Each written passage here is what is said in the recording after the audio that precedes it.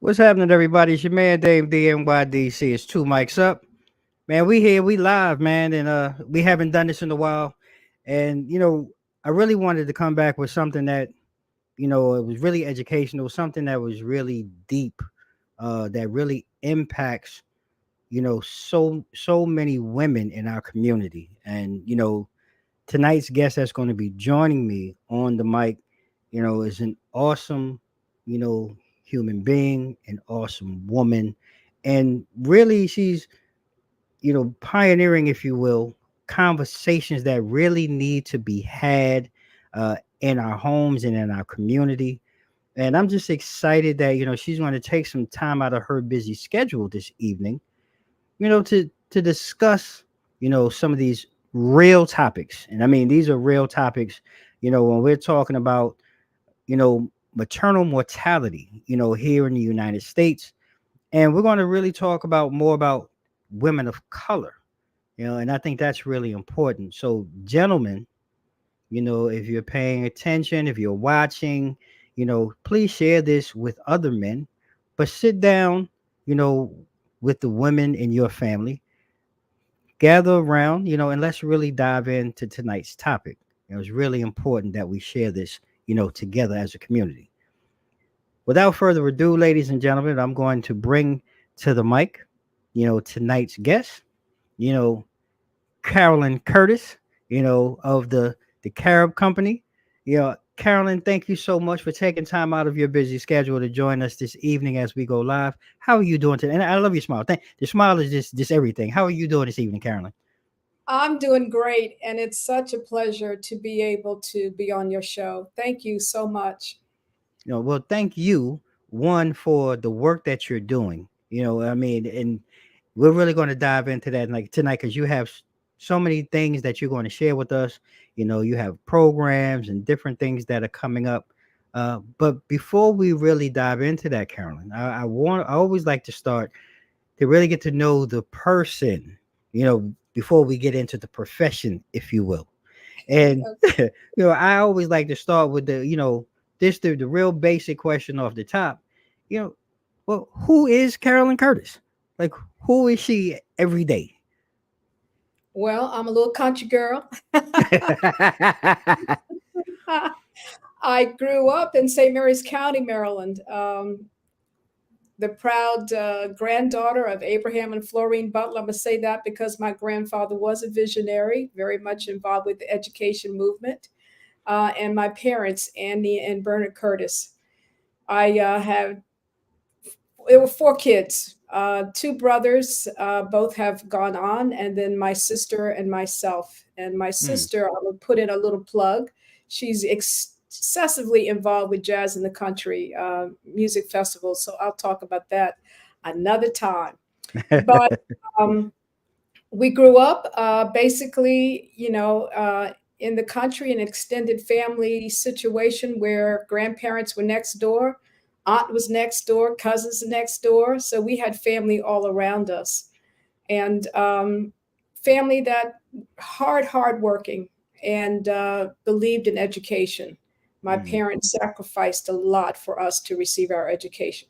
So that's me. I'm a little country girl.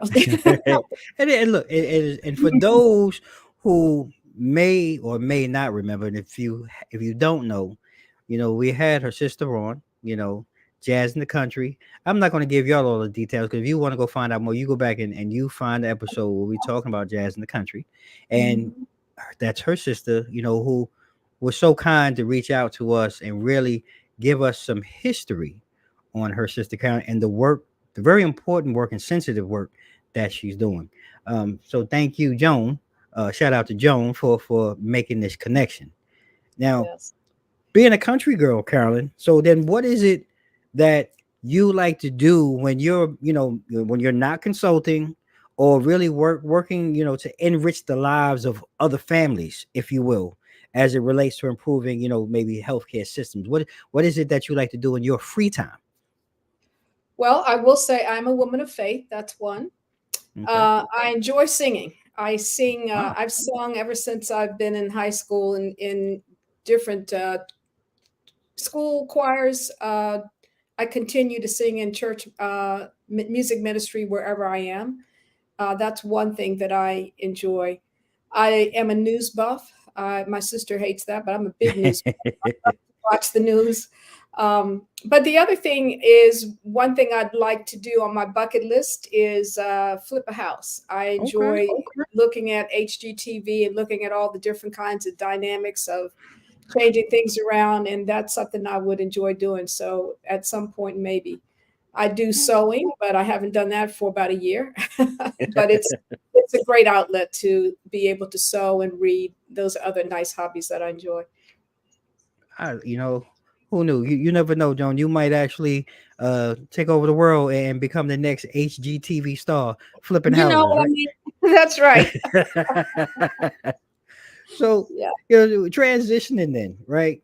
Because with all of that, you coming up in a lovely home with family, loving to sing and all of those things.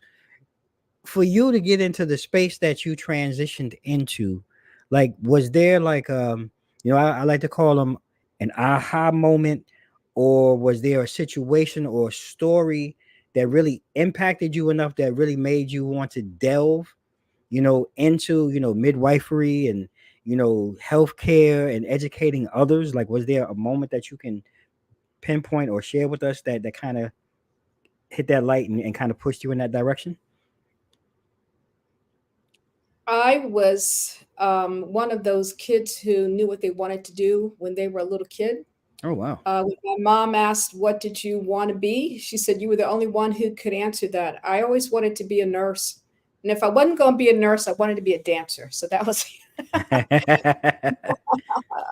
but it was a calling. I feel it's a calling that I have. I wanted to be a nurse. I didn't have any nurses in my family. My family was mainly educators.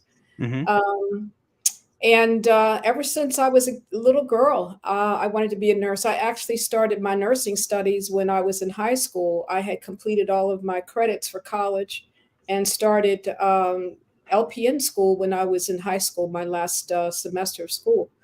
Wow. And I knew I wanted the bachelor's degree because I wanted to advance in the area of nursing. And so I did a year of LPN training, which I'll never regret. Okay. Then went on and got my bachelor's degree. But I also had a great interest in obstetrics and gynecology in high school. So when I was in college, I knew I wanted to be a midwife, and I was already looking for midwife schools when I was in college. Um, in regard to how did I get into this education space, I did my midwife training first, and then you worked, and then I went on to get my master's degree. And as a minor was education, adult Mm. education, and I took that as a minor. Just to let you know, for midwife training, what's involved with that, all of these particular areas that you talked about, reproductive health care, gynecology, family planning, midwives do that. A lot of Mm. people don't know that when you go to a midwife, you're able to get generally holistic women's health care. Oh, So wow. I can take care of you not only during pregnancy, labor, birth, but I can follow you up. I can do your GYN care. I can do your family planning. I can do all of that. I can do primary care. And I have a relationship with a doctor. So if anything happens, we can have that conversation. You can be sent to a doctor or specialist. But my license does not require that I'm under a doctor. I'm licensed in Maryland and in Washington, D.C. So a lot of people don't know that. So when you say the term midwife, everyone is only thinking about pregnancy. They're like, I don't know a midwife. I don't really need a midwife. Now I'm like, oh, yes, you do. Uh-huh. GYN, GYN concerns, family planning, midwives are able to do that. And a lot of people Ooh. don't know. I, Um, I, one right here did not even know that it went to the extent that it goes to. And like you said, you was that just 1 year you were saying that just to be able to, that's the LPN portion, but the midwife, like, is there an Yes. extended period of So training or recertification that you have to go through? most definitely so. So, as a midwife, when I did my midwife education, you had to be a registered nurse. Hmm. You had to have had some experience working in labor and delivery or obstetrics before you were admitted into midwife school. I did my training at Georgetown. Most midwife schools are anywhere from 2 to 3 years. Oh wow. um, and that's to get your master's degree. You then have to sit a huge exam, just like lawyers take their boards. We have to take board exams. Mm. And then from there, you then have to be licensed in whatever state. So I carry two licenses. I carry a license as a registered nurse, and I carry a license as a nurse midwife. You will hear the term advanced practice registered nurse, and that term is used for nurse midwives and also for nurse practitioners. Oh. So it's a lot of education. And the other thing is that in midwife education, it's not just the number of hours that you do. You have to do actual numbers of cases before Mm. you can complete. So I can't just, okay, I'm gonna go in, do the theory, I'm good. No, you have to do, when I was graduating, I'd have to go back and look at now, you had to do 20 births before you can Oh finish wow. school. Do Wow. a certain number of antenatal, prenatal visits, a certain Mm. number of post delivery visits, a certain number of pediatric visits. Midwives, depending on where you are, can actually do newborn care up to a year. Oh wow. So, again, depending on what state you're in, some midwives do circumcisions. So we have quite a great scope of work, but a lot of people are really totally unaware of that. I'm saying exactly, like I'm sitting here where I'm wow, because I did not really, again, and being a representative of the male counterparts, first of all, Mhm. never really thought that it was that intensive, and Yes, didn't really know the breadth and scope really yes, of the work and the training that is involved to just, and I don't want to say just but the midwife is that's a specialty or a it is. specialist, um Yes. that really kind of goes beyond birth as well, Oh, right? yes. And Yes. that can go, for an extended period of time, I guess, depending on the client or the patient, and maybe what their needs or what they think that their needs are going to be, or like how Hmm. does that work, or how is that diagnosed? I don't know if there's a diagnosis, but like how does that work with the client? So I can follow a woman prior to her having a baby or even becoming pregnant. I can Mm, see her for GYN, so I can do your physical examination. I can do your mm. GYN exam. Um, I can have this conversation with you about wanting to get pregnant and what Oh you need to really? do. Okay. Okay. Then really, guide you through the pregnancy, but I can see you throughout your whole life cycle. Mm. So I have seen women in their 70s for care. And I've also taken care of Wow. teenagers. So it's the whole gamut that midwives are able to do. And so we're the specialists in normal. The doctors are the specialists in problems. They see problems everywhere. We see normal Okay. everywhere. Okay. Okay. I got it. Okay. Now that's a clearer understanding. Um Hmm. and when you say normal and problems, right? Because what I want to try to do is really move to like what you are really in our conversations, thing that we're really focusing on, if you will, and that is the high rates of maternal mortality for women of color, specifically black women.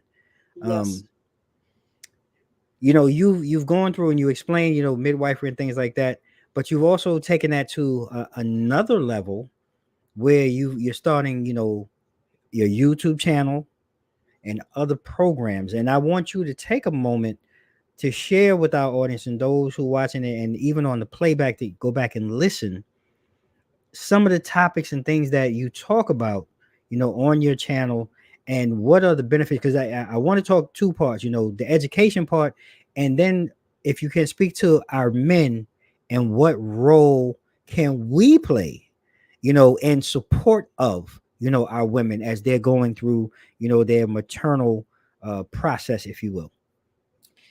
I'm going to actually move the men to the primary spot right now Okay. All right. Let's do it. because they have a primary role. Okay. Um, the studies will tell you that when men are involved, that women will get prenatal care earlier. They will Hmm. start their prenatal care in the first 3 months of pregnancy. Wow. When men are not involved, then that is an issue. I did some study when I was working on my master's program. I found this to be very interesting. There was a theorist who worked with a lot of pregnant women. And Hmm. the finding that she had is that women will go through, just like children, or not children, but we all go through different developmental stages in our lives. As you move from a child to teen to adult, all these different developmental stages. Well, in her work, she talked about how in pregnancy, there are developmental phases that women will go through, and they're interdependent. But the Hmm. one that is really that stands out that will make the pregnancy either be successful or not is the acceptance of the pregnancy by the significant other. And Hmm. that's generally the father of the baby.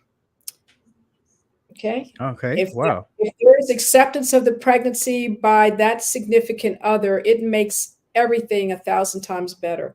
But when Wow. that doesn't happen, then this is when women may tend to look towards abortion as the resolution for that pregnancy. Wow. If they're not feeling that they are having that. The other is the sense of support. That if women are not feeling that sense of support, it makes it hard for them to be able to move through these different developmental phases that they go through during pregnancy. So men have a critical role. And as I talk about things, even I was trying my best to engage men a lot on my YouTube channel. I actually have a couple of episodes just talking to dads, Hmm. just involving men. The other thing is we know from the research that black men make better fathers than white men. Okay. Now, see, now you definitely caught my attention. Now, hold on now. Go ahead. Let's talk about it. Yeah. Of course, we got the media and everything else, but the Mm-hmm. media is not real life every day. I see Okay. this when I look at my nephews with their children and, my brothers with their kids. They're Mm-hmm. intimately involved with their kids. Right. Black fathers are the ones who tend to be there more so for their children than white fathers. All right And now. so we need to embrace men through this entire journey. Now, um, so I'm putting dads first, and Okay. then I'm going to try and kind of go back to your initial question, and I might ask you to pose that one more time. Well, But it's it's so critical for men to be there from day one. From day all one. right. Okay. Well, that part, I mean, and I'm glad that you started with that because I think it's really critical, right? Because Yes. so, and I say this because so I didn't have my dad, growing Mm, up, right? mm, And mhm. everything that I didn't have from my dad, I wanted to make sure that I put that into my children. And the Lord Yes. saw that I had a daughter. He knew what he was doing when he gave me her because she Mhm, got my life right. And mhm. it's like what you say, I feel that I poured everything that I could into my child for all the lack of things that I didn't have. Now there were some things obviously I could have did better, but Of course. for the long haul, I think I did Yes. a great job, I'm glad that you shared that because we do have this misconception at times that the media draws that black men are not involved uh, in their families and in their homes. So I'm glad that you spoke to that. The other Yes. side of the question was, we were focusing on, due to the high rates of maternal Yes. mortality, Yes.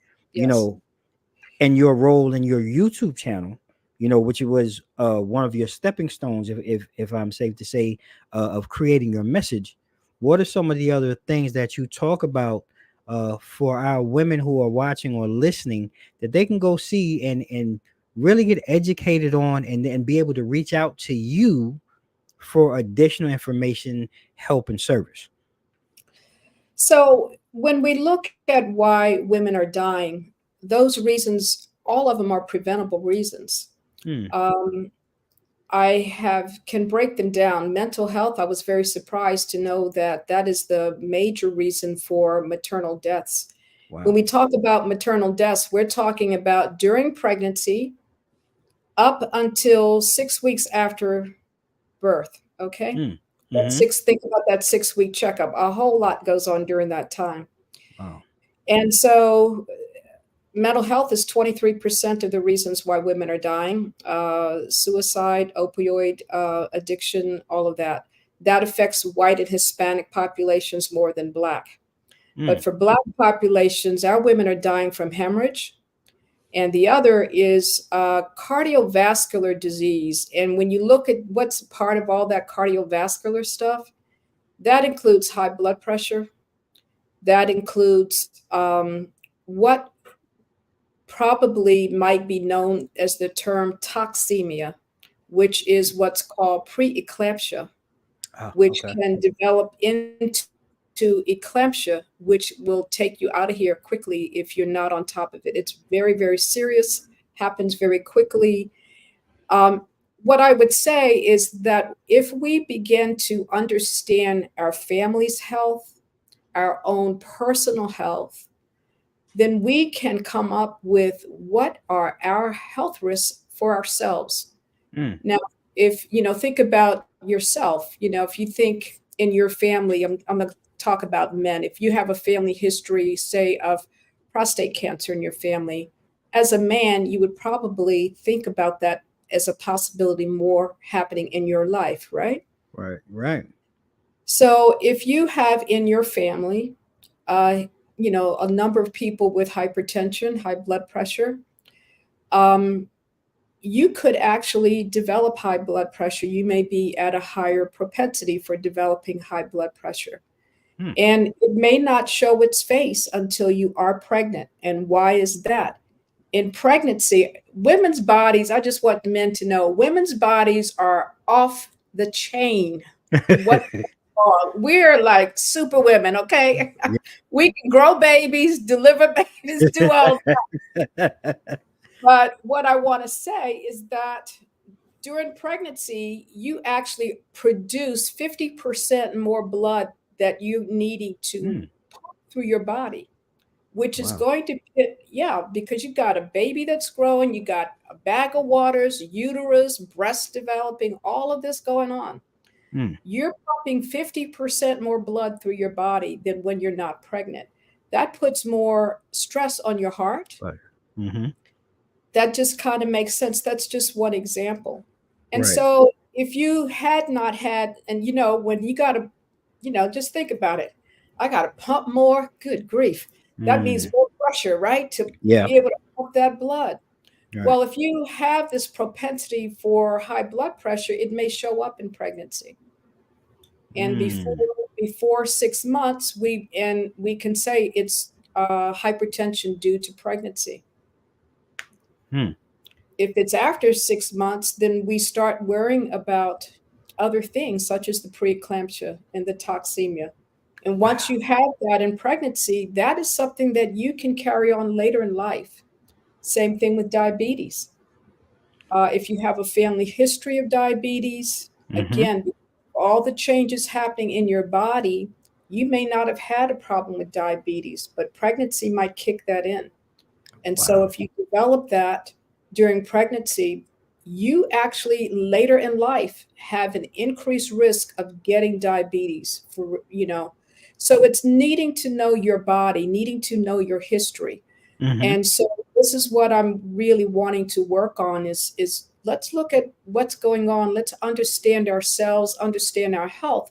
Because if we understand what our health risks are and we know the reasons why women are dying, then let's help reduce our Mm. risks so that we're not Mm. one of those statistics, okay? For those things that are preventable. The other things are blood clots. The other is if you actually have a heart defect in the tissue itself. These are the main reasons for why women are dying. And for Black women, it's hemorrhage, it's Mm. preeclampsia. These are the big ones. So the cardiovascular diseases for Black women. So these are the ones that Wow. we need to watch out for. Eh, I talk about hospitals, mhm. and often we'll go to the same hospital our family members went to. Yeah. Don't know their history. We don't know, are they a good hospital for maternity care? And so there is actually a way to find that information out. There's a whole lot of info online. And so I want to say, let's look at possibly doing some homework ourselves and finding, Mm, where does this hospital stand in terms of cesarean section rate? Where does it mhm. stand in regard to being a baby friendly hospital? Because I'm going to say this, I'm the boss, I'm paying y'all. And you touch on two things that really, for me, just listening, Yes. when we're talking about our health, Yeah. and learning your, I guess, predisposition, if you will, your Yes. genetics. Yes. Can we, or is there a way, or would you suggest, um you know and you're 100% right, excellent information, because I'm my mind is going a mile a minute, and I'm trying to get my thoughts, because it's really important, I think. you know we talk about diet then, right? So if you may be predisposed to certain things. Mm-hmm. Our diets and health is really important. And this is really, I don't it's really a touchy subject, but some are less fortunate than others.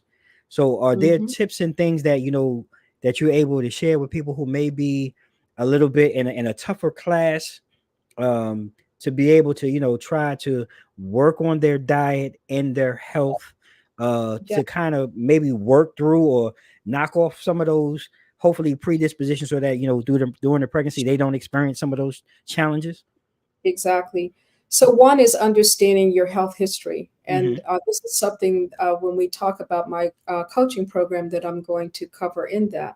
Mm-hmm. The other is I want to throw, this is where I need dads to really help out. And this is this whole idea about weight gain in pregnancy. Mm-hmm. That's the idea that because I'm pregnant, I'm eating for two, Right. right? No, you're Right. not. Okay.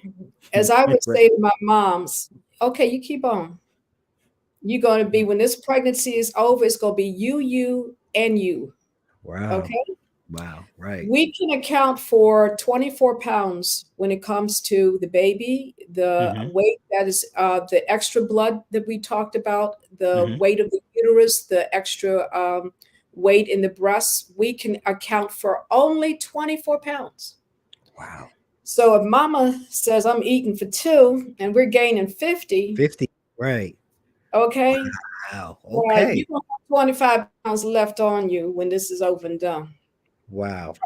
Promise. So the other thing is knowing um, your body mass index. Mm-hmm. That is going to be the determinator of the amount of weight that you should gain. Mm-hmm. And it's based upon your height and your weight. Okay. And so I can no longer say, oh, okay, the average weight gain is 25 to 35 pounds. I can't say that anymore. It Mm. depends on what is your weight before the pregnancy starts. So if I'm overweight, if I'm obese, and they even have they got three classes of obesity with this BMI, Oh wow. you may Mhm. not be able to gain any more than 10 pounds. Say what? Yes, sir. What? Yes, yes. Wow. And so when I practiced, I did a lot of work working with our young moms, not just young moms. I just like, okay, let's look at this now. Mm-hmm. You want to have you, and you, or what you want to do. So, Wow. so it's important to know your BMI now because Right. we're looking at what is everything before you become pregnant. That's okay. So with that, then, too, you also spoke on. So you want to be the boss of your healthcare, and I get it. And through my situation, my trials, right now I'm sitting here, I can hear my wife's voice in my head about certain things. How? what's going to happen. And I can even hear her talking about, and if it's me, make sure that you do this. So, but then again, though, we're also going to go on the flip side. Some of us are not as fortunate, and really don't know, how to go search and go look, Right. for hospitals, if you will, uh, healthcare professionals, if you will, that are Right. really, I don't know if the word is appropriate, but that are certified and qualified, that Right. really you should be going to. Exactly. Do you also educate others, about that information too? Because that's really important. Yes. And could you talk a little bit more about that? Like, where should, like, if we're here in the DMV area, like, for example, and I don't want to say certain hospital, but like, are there better areas or better doctors or practitioners that maybe you talk about that? I see you nodding. Can you kind of just talk about that, for those here in the DMV area? I'll give you an example. So Okay.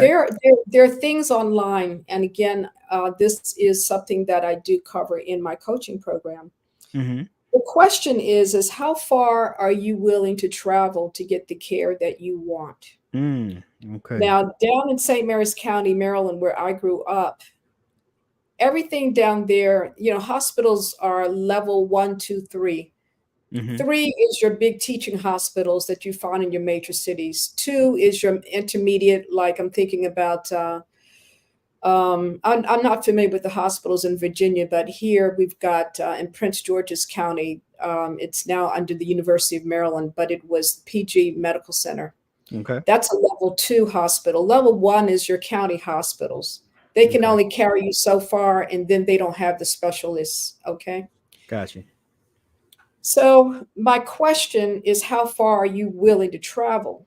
Mm-hmm. That's the first question, because if you're willing to travel a certain distance, you can probably get more of what you want. Got it. I looked at I looked at the hospitals down in St. Mary's, Calvert, and Charles County. And the information you can find online will help you know what is their cesarean section rate. Mm-hmm. Are they a baby friendly hospital? Mm-hmm. And what is their actual hospital safety grade? Mm. Hmm. And what I found was interesting. We're talking 30 minutes in one direction or the other Mm-hmm. from our house down in the Wow. country. Wow. Three hospitals, all within about a 30-minute drive. One hospital, which everybody thinks is the better hospital down there, had a 42% cesarean section rate. What does Oh, that mean? The likelihood of me having a C section for not a good reason is real high. right. The other one had a cesarean section rate of 27%. Okay. And then the other one had a cesarean section rate of around 31. Mm. And we're all in 30-minute radius. People can't be that different. Right. It makes you ask questions. Only one of those hospitals was baby friendly, and that was the one with the lowest cesarean section rate. That's crazy. That is so crazy. And And so often, yeah, uh, a lot of times we'll choose the doctor and not, and then they're the ones who are driving you to a particular hospital because that's where they have hospital privileges. But I mm-hmm. would suggest maybe looking at where you want to have your baby first, and hospitals are not the only place for safe delivery. Um, Figure that out first, because generally they're going to have physicians associated with them Mm. or That's, midwives. and it's so weird because I'm sitting here, like, again, epiphany. Never thought of it in reverse, right? Yes. Yeah. Never thought of it that way. But the bigger thing for me that really stands out, that I have to ask, like, being a healthcare professional, being like, why is there such a huge disparity in these numbers, like you said, from basically hospitals that, like you said, or a 30-minute, I guess, general vicinity, the numbers and the service, if you will, and the rates of care are just so skewed. Like, is there any one thing or two things that maybe I don't want to say you can attribute, but can be attributed to that in our healthcare system? Well, I think that's a good question to throw out, because that's a question I'd like to put in the local paper down there. Mm. Say, Southern Maryland News. Why is this that? Like, help. let's understand, I can throw out some thoughts from my work, having been in hospitals for over 20 years, is if you don't have a teaching program like a teaching university, then you don't you it may not have the same amount of coverage, physicians covering each other. Mm-hmm. And cesarean sections happen many times for not a good reason. They happen Mm-hmm. because it's Friday at 5 o'clock, okay, or it's, I'm serious. I'm very serious when I say Okay. these. Okay. There is a reason to figure out, well, you're not progressing quite so fast, or there are reasons that cesarean sections are done that may not hold up to water. It doesn't Mm-hmm. necessarily have a firm reason as to why. And the other is that there was this thought at one time, I think it's calmed down a bit, where instead of going through labor, let's just schedule our cesarean section. Really? Let's just schedule cesarean sections. So of Wow. course, yeah, and the physicians would go along with that. Wow. So let's, instead of going through labor and enduring labor, and I'm not going to just say endure because it sounds like it's such a harsh thing, but instead Mm-hmm. of having the experience of labor, we have put so much fear about childbirth into the public. You're like, oh, I don't want to do that. Let me just have, and people do not understand or think cesarean section is major surgery, major surgery. Mm-hmm. And Mm. major surgery has its risk and complications. Sure does. You know a lot about that. Yeah, But and because it's done so often, we just think it's okay, it's normal. normal. It's It's not. become normalized. Yes, yes. Oh my goodness. Well, I thank you for really delving into that, because again, there's so much information, and mind blowing information, in that. And from that, I want to spin into, your project, you know your you mentioned your coaching program. Hmm. And I'm excited to hear more about it. I'm excited, to let you go ahead and educate and talk about that. So, please go ahead and just go ahead and walk us through, where you're moving forward with in your coaching program. And how can our audience and people who watch or listen to this later, how can they get involved and help? So, um, as someone who has worked in hospitals for over 20 years, Mm-hmm. I kind of know what goes on. I've also worked mainly in public hospitals. I worked at DC General Hospital before it was closed down, Mm-hmm. most of my career there. Um, I've worked in teaching hospitals like GW Hospital, and I also worked at a place called Booth Maternity Center in Philadelphia, which totally flips everything on its head because they treat you like you're normal instead of your problem, or Mm-hmm. that you're going to need a cesarean section the minute you walk in the door. From that experience, I feel that there are things that we just need to kind of take. You have to kind of like stop it and say, "Hold up, now. Let's Mm. stop and take control of some of this." Right. Um, what is happening is a lot of disrespect of women. Now, this has been going on since Mm. slavery, so Right. we don't Right. seriously.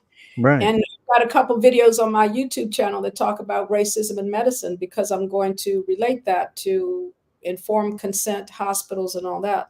Mm-hmm.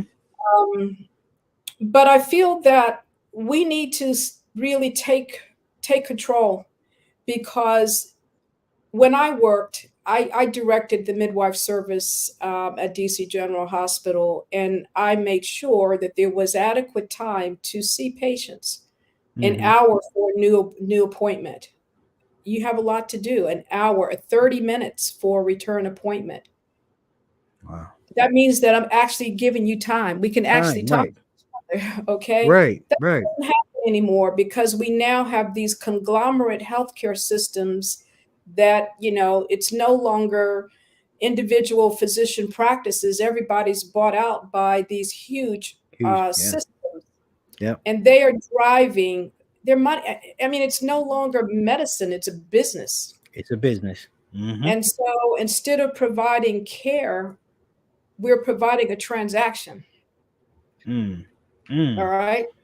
I'm gonna give you 15 minutes of time. You got to go zip, zip, zip, zip, zop. And Right.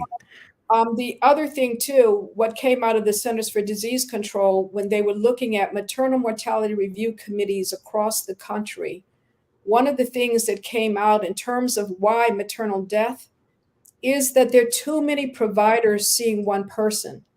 And when Mm. you have too many people, nobody knows you.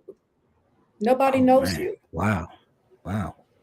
Even when you go into a group practice now, most times women will go into a practice that may have, five providers. Well, they Mm-hmm. think that, oh, well, since we don't know who will be there when you have your baby, you should see everybody. Oh Well, they wow. might, yeah. And so you've got five different people who have not sat and taken time, reviewed your chart, looked at what's going on. So I feel that we need to really understand our own health. We need to know what works for us. We need to know our own normal Mm. because your normal is not the textbook normal, it's not the Mm-hmm. population normal. And so, therefore, if I know what my blood pressure is, I will be able to pull your coattail and say, well, no, no, this is what it was. Because preeclampsia is a very subtle rise, can be a very subtle rise in the blood pressure. But sometimes before you get to see it, it's gone up a lot. Right. Well, it's gone up a lot because nobody's paying attention. Attention to it. Mm. Yes. Yes. And so if I know my own health, if I know my own blood pressure, if I know my own weight, then I can pull your coattail and say, well, this is what's going on with me. Right. What's happening in the healthcare system is that women are not believed, they're not respected. Actually, I looked at a study yesterday that was just published in October. They looked at 9 million deliveries. And of those 9 million, 57% of the blacks are the ones who are dying in the hospitals. Okay, 57%. What? 57%? Yes. Oh And my the other God. is that of these black women, 17% talked about the disrespect they experienced, the lack of autonomy, where, oh, we're going to just tell you what we're going to do. My So I goodness. feel that we need to take our reins back. We need to get Right. our voices back. And we need men involved to help us Hey, do this. look. I'm sitting here listening. I mean, it's blowing my mind. These numbers, and I mean, I've heard it, and I think I've experienced it once or twice. And I'm a firm believer. Nobody knows your body better than Except you you. do, right? Exactly. And if if that doctor doesn't want to listen, then you got to push until you find a doctor or a healthcare professional that is going to take the time to listen. But you touched on so many things now, these conglomerates, and like I think about even now, like my doctor at one point he was in an affiliate with other doctors. You Hmm. know what I'm saying? And it's I got to go through this whole hoop thing to be heard. Where coming Exactly. up, my doctor knew me. Exactly. We sat, we it felt like we sat and we talked for 25, 30 minutes before we really got, to okay, Damon, well, look, what's really going on with you? We caught up Hmm. on life and different things. Exactly. Uh Now it's so dollar driven. Yes. You're like a cattle card number, Yes. coming through the station. And Yes. I love that you say, and I hope that there's men out here. I see. Thank you for everyone for taking time to join. I see you in the weeds, and I thank you for your comments. But I hope if our men are out here, go back and listen to this if you missed the first part, and really get involved in Mhm. helping support the women in your life. Doesn't that necessarily have to be your wife or your daughter? It could be your mama, your auntie, your cousin, because Yes. we need to get back to this community thing to really help our women and support our women through Mhm. these trials and tribulations that they go Mhm. through childbirth. And Mhm. I'm glad that you shared that, because this is so uh it's mind blowing to me. It's so educational, Mhm. with that and your coaching program. that you're working on, that is going to actually highlight and share all of these ways that we can continue to fight and push forward? And is It there will. anything additional? So the other is then to help you be able to understand how to find the ratings on where. My first question that I would ask for families, and this is a question that when I worked in Philadelphia at Booth Maternity Center was asked of every family. Every Mm-hmm. family had to have a birth plan. And the Mm. question presented to them on their first prenatal appointment, this was a whole different place. Okay. I've never worked anywhere else like it ever again. Mm-hmm. The first question was, so what do you want your birth experience to be like? Oh wow. Wow. What kind of What question do is you that? want What your kind of birth experience to be like? Okay. question is And that? as and it was to say, what do you want? You know, they saw women as being normal, and you had to show us that there was a problem. Otherwise, we treated you as normal. This is 1980. Women ate, Jeez. drank, walked. Very few wanted to have their baby in the delivery room. We had babies, I mean, just lowered lights. Um, some families wanted prayer. And I've even had a birth, even at DC General Hospital, with a dad who he said, before you say anything, I want to pray over my baby. And we Mm. honored that. That was Mm. special for that family. Mm-hmm. There may be cultural things that are important. Um, that's that's goes into, what do you want your birth experience to be like? Even when women had cesarean sections, we got the babies to them as soon as possible. We didn't hold them out over in the warmer and you see your baby an hour later. Right. You got right away, skin to skin contact with the mom. Um, and we were, as a staff, required to meet that family's desires as much as we could, because things Awesome. happen in labor that you can't control. Right. And so, you might have, pie in the sky, and then life happens in labor. But then Mm-hmm. what are those still those special things that make a difference? Mm. Now, so we talk. That's my first question, because to get to that, then you have to be proactive. It's not going to just happen. Gotcha. Be Gotcha. proactive, which means that you are the person who makes. If you understand your health, if you start looking around at different providers, and safe providers are midwives. Mm-hmm. They're safe providers. Hmm. They work in hospitals. They work in birth centers. They deliver babies at home. A lot of Wow. people have thought, oh, home birth is unsafe. Not true. Not if it's done properly. Mm. When I say properly, that means that you are not trying to do this by yourself. Mm-hmm. When I have worked with my girlfriend, she has a midwife practice in Alexandria, Virginia, called Birth Care and Women's Health.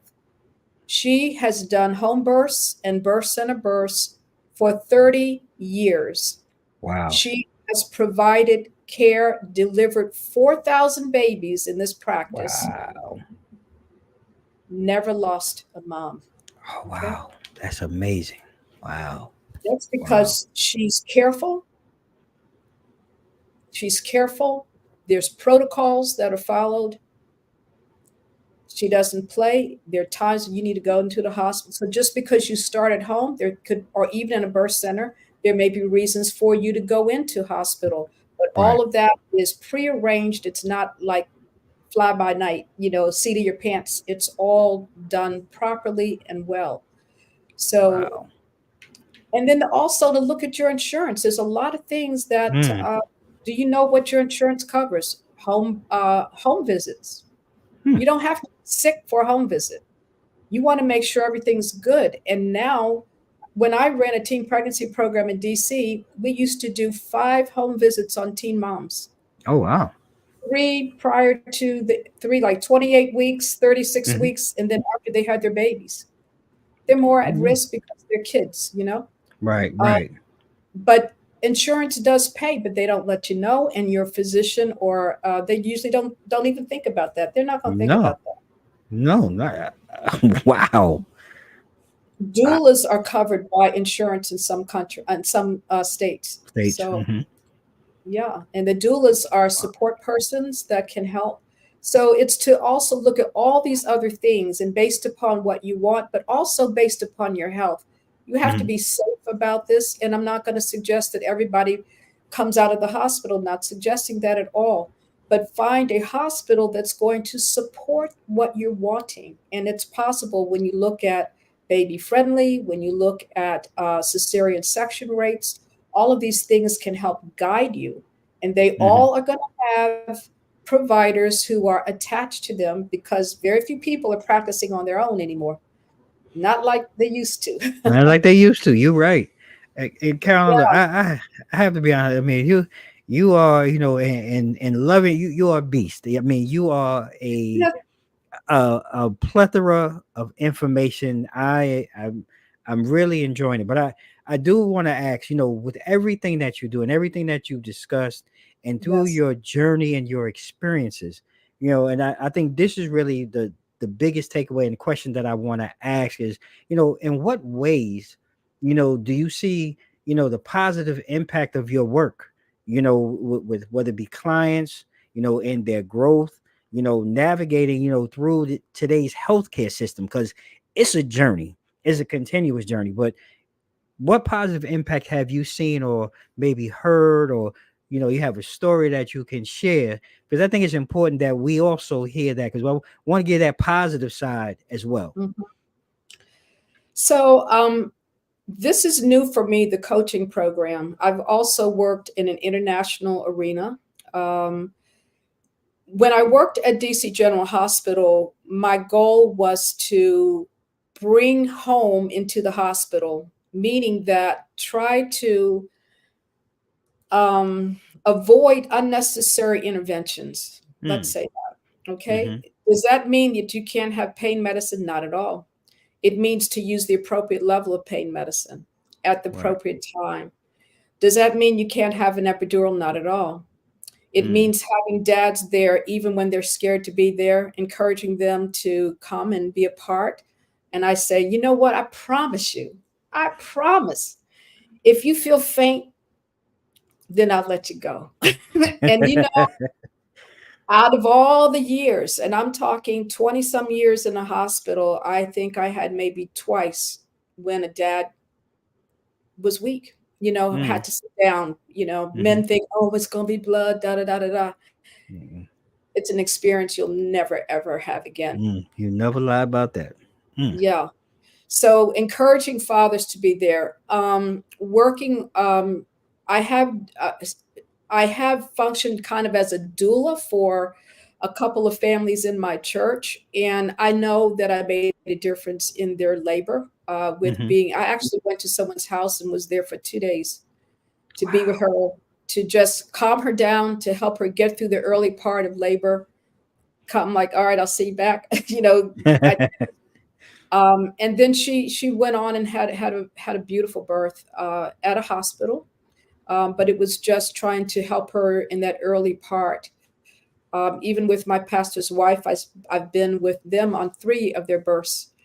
And it's to help kind of, as I say, stave off the unnecessary crazy stuff and, really work with them to keep things as normal as possible, to help them have the kind of birth experience that they're looking for and Mm-hmm. wanting. So, on an international thing, I have been able to help change policies around family planning after women have miscarried or All had right. abortion to ensure All that right. they are getting family planning to help prevent the next unplanned, undesired pregnancy. So Mm.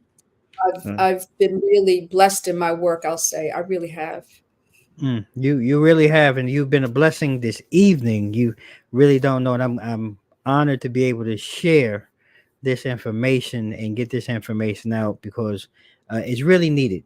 And you have really been working on so many different things, and we have one more tidbit that I Mhm. want to, because this is important. This part of the coaching program, this is all building up, ladies and gentlemen. If you following along, so I'm going to step back because I think I'm going to ask you, and I'm going to let you take the lead. What's next, and what do we have coming up here in the near future with you and the Carib Company?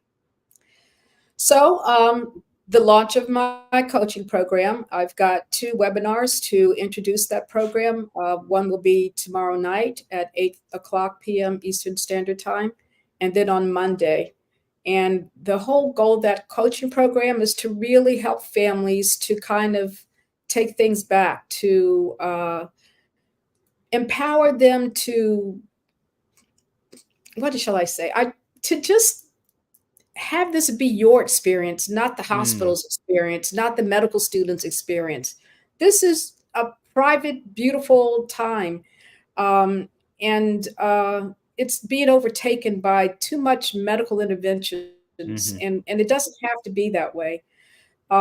So that's what I'm hoping to do. I feel that if I can just make it better for just a few, it'll make a difference. It'll make a yeah. difference. So, Well, it really was. I look forward to it and hope to have you come back again, because this conversation, we could have really gone on in so many different directions and continued on. But yes. I think this was a great opening salvo, if you will.